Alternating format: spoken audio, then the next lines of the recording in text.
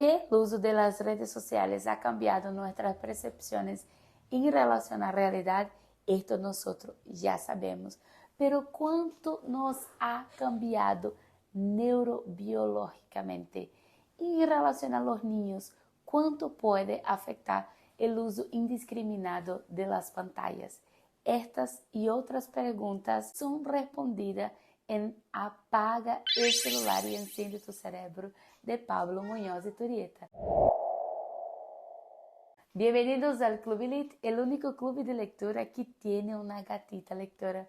Me llamo Nastasia y hoy hablaremos de este libro que salió ahora. Les cuento que estaba con bastante expectativa en relación a este libro. Incluso fui a la Universidad de Chile a hacer algunas tomas con alumnos que estaban por allá preguntando su uso de redes sociales, su uso de pantalla. Y es increíble cómo encontré horas y horas delante de la pantalla. Los estudiantes en media estaban pasando entre 6, 8, incluso encontré un caso de 14 horas en la pantalla. Licenciatura en Química. Licenciatura en Química. ¿Cuánto tiempo se utiliza de pantalla por día, crees? Pantallas, general, teléfono. Sí. Netflix. Unas 13 horas, 14 horas. 14 horas por día. Sí, entre celular, Netflix, computador. Ah, De lunes a viernes. de lunes a ver. Fin de semana no tanto. Ah, ya. ¿Y solo de redes sociales? TikTok, No, Instagram. no. Para universidad, PDFs, redes sociales también, correo. Ya. ¿Y cuánto tiempo solo para Instagram? 4 horas, ¿no? Las entrevistas que hice en la universidad tenían como propósito hacerlos reflexionar en relación a la cantidad de tiempo que lleva delante de una pantalla y más bien delante de las redes sociales. Y es interesante que tuve algunos alumnos que incluso no querían mirar la cantidad de tiempo de pantalla, con miedo de se deparar con una realidad mucho escalofriante. Lo que pasa es que la mayoría de los estudiantes pasaba mucho más de 6 horas en las redes sociales diario. Además de las expectativas que tenía en relación a las entrevistas que ya estaba pensando en hacer antes del lanzamiento previo del libro, también tenía la expectativa de leer el libro, ver el flujo de pensamiento de Pablo y saber su organización, cómo que él iba a responder la pregunta principal del libro, que es si la tecnología nos está ayudando o está más jugando en contra, nos bestializando. Digo que todas mis expectativas fueron cumplidas con suceso, porque lo que esperaba era un libro lleno de citas, de fuentes primarias. Esperaba también un libro con muchas fuentes en inglés, él juega bastante con las fuentes en inglés. Esperaba un libro que tuviera conclusión en cada final de capítulo y es lo que él entregó, porque Pablo es muy de tacto en el momento de escribir. Entonces, él está escribiendo para padres, pero también este libro puede ser leído muy tranquilamente por un adolescente, por alguien que quiere despertar en relación a los peligros de las redes sociales. Entonces, este libro es un libro que puede ser leído tanto por jóvenes adultos quanto por adolescentes. Además de ser una escrita muy bien clara, también es una escrita que te lleva a una conclusión y él termina con una conclusión, además de la conclusión en cada final de capítulo, lo que te torna aún más claro la lectura. Ahora vamos a hablar de las divisiones del libro. El libro está dividido en 7 capítulos.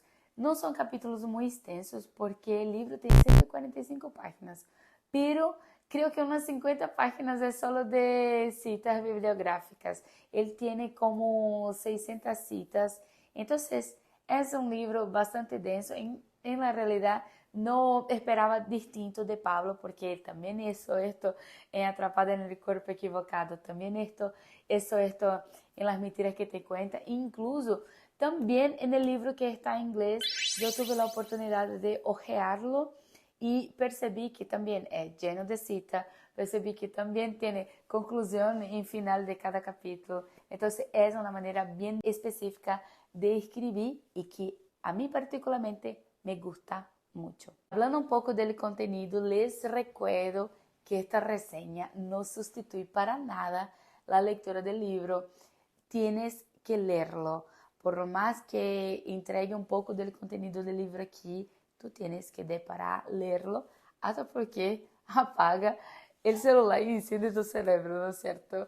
Pero continúa aquí conmigo en este video y aprovecha y da un like y comenta aquí abajo cuál libro que tú quieres que reseñe en las próximas semanas. Algunos cuestionamientos que le hace luego en las primeras páginas son bien contundentes y los transcribí aquí en este cuaderno porque conmigo es así, es cuaderno. Vamos para allá. ¿Hasta qué punto estamos dispuestos a abandonar nuestras capacidades instintivas como seres humanos? ¿Acaso es positivo perder la memoria a cambio del servicio de una nube virtual que lo recuerda todo y está al alcance de mis dedos? Este es un cuestionamiento bien interesante, bien importante que nosotros tenemos que hacer. Incluso yo hice este cuestionamiento cuando estaba leyendo, porque realmente nosotros tenemos la idea que estamos aprendiendo, que estamos con mucho contenido, pero en la realidad todo está en la nube, todo está lejos de nuestra memoria. Me acuerdo de un tiempo que era importante memorizar las citas bíblicas. Hoy en día ya no es más importante, porque a cualquier momento tú estás en la calle y necesitas hablar de una cita bíblica, simplemente abre ali tu computador, tu celular y da la cita bíblica. Y antes era justamente lo contrario. A persona decía, mira, tiene la cita bíblica en tu cabeza porque a cualquier momento puede necesitar utilizar y no va a saber porque no está con la Biblia en la mano. Entonces tiene que memorizar. Hoy en día ya no es así. El primer capítulo empieza haciendo la pregunta, ¿la tecnología nos deshumaniza? Y para responder a esa pregunta, nosotros tenemos que saber lo que es tecnología y él responde esto en el primer capítulo, cosa que es muy distinto de lo que estamos acostumbrados, porque generalmente cuando se hace una pregunta, ¿qué es tecnología? Generalmente las personas tienden a mostrar un teléfono, una pantalla de televisión, un refrigerador, pero la tecnología no es exactamente esto. Y más bien la tecnología viene para entregar una facilitación de una operación o más bien potencializar nuestras capacidades. Entonces, luego, si la tecnología no está potencializando nuestras capacidades como ser humano, si no está también haciendo que nosotros pensemos en algo mejor, en algo para mejorar nuestra vida, ¿de qué vale esta tecnología? En la realidad está disminuyendo nuestras capacidades. Y en este punto del capítulo él muestra cómo los filósofos se utilizaron de la tecnología de la escrita en este momento para potencializar sus mentes. Entonces, en este momento, grandes filósofos estaban leyendo, estaban potencializando sus capacidades y también estaba escribiendo tratados que hoy en día es utilizado en nuestros estudios. Entonces, una cosa es potencializar y otra cosa es apagar el cerebro, como está descrito en el libro. En el primer capítulo, él muestra cómo la tecnología debería estar al uso del ser humano, potencializando nuestras capacidades. Ahora, en el segundo capítulo, ele muestra como a tecnologia em la actualidad, em la realidad, ha disminuído nuestra capacidad neurobiológica e te echa en la cara muchos datos científicos, muchas pesquisas, incluso pesquisa de la neuropsiquiatría mundial. E tem uma que incluso eu quis trazer aqui, que é: basta com submergir-se por 6 semanas em um mundo virtual de um videojuego para causar reducciones significativas de la materia gris del cerebro dentro de la corteza orbitofrontal, algo que es ocasionado también por el uso excesivo de Internet. Esta cita está en la página 33. Y él muestra que la afectación del uso de las redes sociales es tan significativa a punto de los propios ejecutivos de grandes empresas del ramo de la tecnología mostrar esta afectación a través de estrés, diciendo que 50% de los usuarios de vídeos cortos de hasta 60 segundos se ve estresados con alta elevación de estrés después de una cantidad de tiempo utilizando o consumiendo los vídeos cortos. Eso porque la mayoría de las personas solo tiene una concentración de hasta 30 segundos. Aún en este capítulo, y este capítulo fue el capítulo que más me gustó, él muestra cómo agarrar un libro enciende partes distintas del cerebro. Entonces, en cuanto las redes sociales apaga tu cerebro, cuando tú agarras un libro, enciende. Esto porque las informaciones que uno busca en la internet muchas veces no son informaciones que entran en tu capacidad cognitiva, en tu memoria. Ya en un libro, ya en el manejo del libro, la posibilidad que tú memorice, que tú trabaje tu intelecto es mucho más grande. Este es el punto más importante para mí del libro, porque incluso será fuente de mi investigación a posteriori, porque como tengo investigado sobre el lenguaje, sobre la ampliación del vocabulario, el trivial, que trabaja mucho con la gramática, la retórica y la dialéctica, obviamente que el uso de las redes sociales, donde tú tienes que manejar un video corto de 15 segundos, tu vocabulario será muy empobrecido. En contrapartida, que si agarras un libro donde el autor discurrió toda una tesis, eligió bien el uso de las palabras, obviamente que tú vas a tener una ampliación del vocabulario. Entonces, es interesante que Pablo tenga trabajado este punto en este capítulo, porque va a servir mucho para mi investigación. Capítulo 3, ele muestra cómo las pantallas han afectado nuestra conducta. Y estamos hablando de depresión en los niños, alta tasa de suicidios, estamos hablando de adicciones.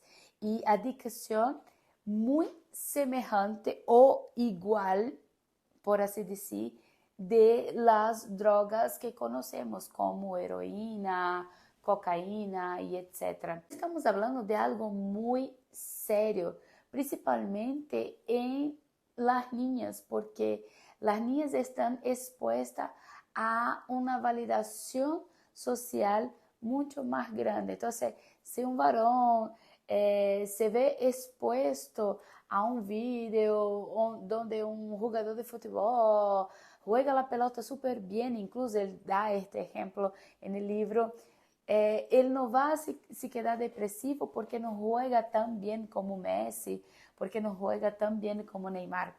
No, él va simplesmente pasar para el próximo video o intentarlo hacer a través por imitación o lo que sea, pero no va a se quedar depresivo. Ya una niña, cuando ve que una amiga o un artista tiene un cuerpo inversable, cosa que también ya es muy modificado por varias herramientas de distorsión física, esta niña tiende a sentir-se menos validada e incluso entrar em um processo de tentar cada vez mais buscar a aprovação de seus pares. Seguro que alguém vendo este vídeo, leyendo o livro, vai pensar, oh, que exagerado, na realidade estamos falando de um profeta del caos. E não é assim.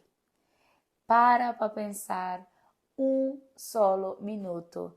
Que ha cambiado de significativo en la conduta de los niños en los últimos años, de 2010 para acá? Vamos a encontrar que es el uso de los celulares inteligentes y el uso de las redes sociales. Entonces, cuando nosotros tenemos del cambio significativo de una conduta, el aumento del uso de redes sociales, unido a um grande aumento de depressão, de suicídio, problemas de memória espacial, é lógico que existe uma correlação. No capítulo 4 trata do metaverso e como existe um mecanismo para conduzir nossas ideias dentro deste universo das redes sociais.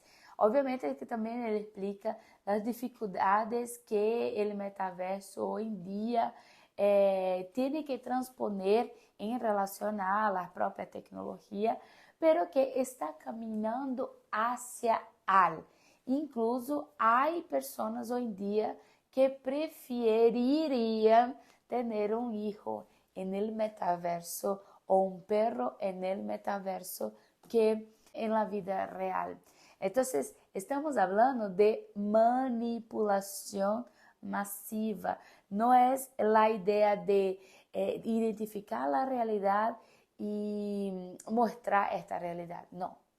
A ideia é conduzir a realidade. E aqui nós vemos um reseteo cultural através do uso da tecnologia. Agora quero falar do capítulo 5 e 6, onde ele mostra nosso futuro sendo condicionado e conduzido por la tecnologia e o algoritmo como ferramenta de dominação.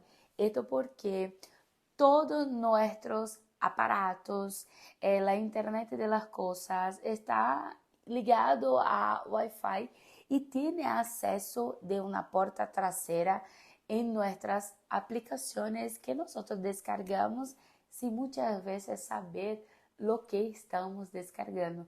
Lo que pasa es que hay una gran recompilación de datos donde está estudiando nuestros movimientos, nuestros posicionamientos para después, y esto ya ocurre, conducir nuestros pensamentos. Y esta manipulación de conduta, hoy en día nosotros entendemos más bien en relación a comprar algo. O sea, hablo sobre un teléfono y de repente aparecen muchos anuncios de teléfono. Entonces nosotros ya más bien estamos acostumbrados en una conducción de nuestra conducta, pero en relación al consumo. Pero ¿y cuando es en relación a ideologías? Quando é em relação ao moral, donde vamos estar ubicados no meio de todo esto.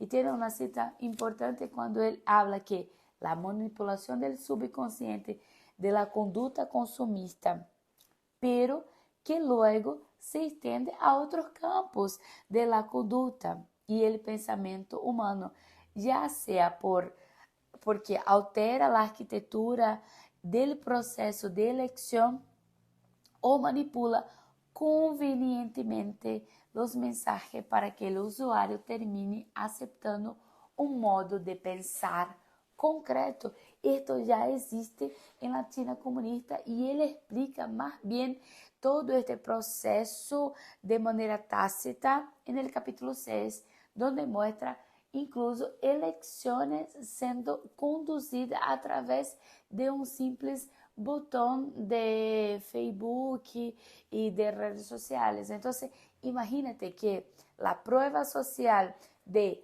eu votei ou eu me vacinei, no caso del proceso de vacunación, que y ayer ya era masivo, esta prueba social donde uno va viendo un amigo clicando en el botón, otro amigo, entonces ya, si toda mi burbuja se vacunó o se votó, ¿por qué no lo estoy haciendo? Entonces esto de alguna manera te conduce a un proceso. Entonces imagínate que estás en el proceso de que tampoco ibas a votar, pero ahora decidiste votar. Y en esta misma red social empieza a postar y a mostrar algo que sea bueno de un determinado candidato y algo que sea completamente reprochable de otro candidato. Entonces, en este proceso de elección, tú terminas siendo conducido a lo que ellos quieren. ¿Cómo nosotros podemos nos livrar de este mundo donde está te conducindo hacia un lado? Y obviamente que esta conducción siempre será alejada del trascendente, de lo que el ser humano significa en sí mismo, del arte de pensar, del arte de escribir, del arte de razonar y a través de este razonamiento, ahí sí emplear una conducta. Bien, ¿cómo podemos alejarnos de este tipo de manipulación? Ya está en la puerta del libro, apagando el celular y obviamente prendiendo tu cerebro, encendiendo tu cerebro a través de la lectura, pero también teniendo cuidado donde ponemos las aplicaciones de celular, lo que permitimos, lo que no permitimos. Capítulo 7, él ya muestra cómo los padres pueden influir en la vida de los hijos, cómo puede conducirlos, cómo puede ayudarlos y cómo este libro puede ser una manera de ayudar muchas familias en este proceso de más bien aprendizaje, porque parece que já estamos vivendo em um mundo tão submerso a la tecnologia que praticamente é impossível que estemos fora disto, pero ele muestra que sí es posible, que sí tú puedes conversar con tus hijos, que existen otras alternativas que está muy bien plasmada en el capítulo 7. En la conclusión del libro, él termina con una frase súper impactante diciendo así: es hora de encender el cerebro y comenzar a pensar y repensar por qué dejamos de lado aquello que da un sentido profundo a nuestras vidas. ¿Por qué caímos en esa dictadura del relativismo que solo ha logrado vaciar el espíritu humano y sumirlo en un estado de degradación moral e intelectual sin parangón? Y con esta frase yo termino diciendo que leas el libro Apaga el celular y enciende tu cerebro, de Pablo Muñoz y Turrieta. Espero que tengas gustado, y si te gustó de este tipo de contenido, si te gusta este tipo de video, escríbeme abajo lo que te pareció y también deja un me gusta. También comparte esta reseña con personas, con papás que necesitan aprender un poco más de los peligros de la tecnología. Por hoy es solo. Hasta la próxima. Chao.